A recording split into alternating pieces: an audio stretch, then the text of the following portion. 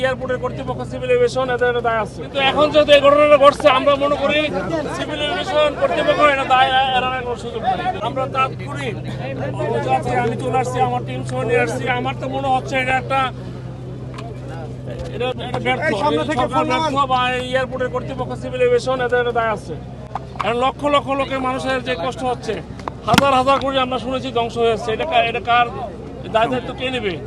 আমরা এই বিমানবন্দর সৃষ্টি হওয়ার পর থেকে আজ পর্যন্ত আজ অবধি আমরা কোথাও এয়ারপোর্টে আগুন লাগছে কখনো কেউ শুনছেন? আমরা কিছু শুনি নাই। কিন্তু এখন যেহেতু এই ঘটনাটা ঘটছে, আমরা মনে করি সিভিল এভিয়েশন কর্তৃপক্ষ এটা দায় এড়ানোর কোনো সুযোগ নেই। কারণ এখানে লক্ষ লক্ষ মানুষের কষ্ট হয়েছে। এখন নানান গ্রুপ সুযোগ নেওয়ার চেষ্টা করবে। আমি তো মনে করি আওয়ামী লীগের এর মধ্যে কোনো কনস্পিরেসি থাকতে পারে। আমরা সবাই মিলে যদি চেষ্টা করি ঐক্যবদ্ধভাবে, আমরা আশা করি মানুষের এই কষ্টগুলো হচ্ছে আমরা তো এটা নিবারণের সুযোগ নাই। আমরা সবাই মিলে তাদের সান্ত্বনা দেওয়ার জন্য আসছি এবং আমরা এটা সরকারের কাছে সুষ্ঠু একটা তদন্ত সাপেক্ষে আমরা এটা বিচার চাই।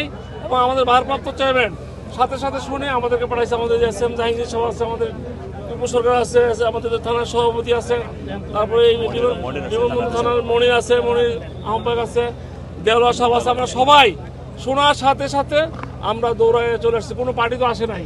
এই বিএনপি একমাত্র সর্বপ্রথম আমরা আপনাদের এখানে আপনাদের মাধ্যমে পুরো বাংলাদেশের জনগণকে ধৈর্য ধারণ করার জন্য আমরা আহ্বান জানাচ্ছি।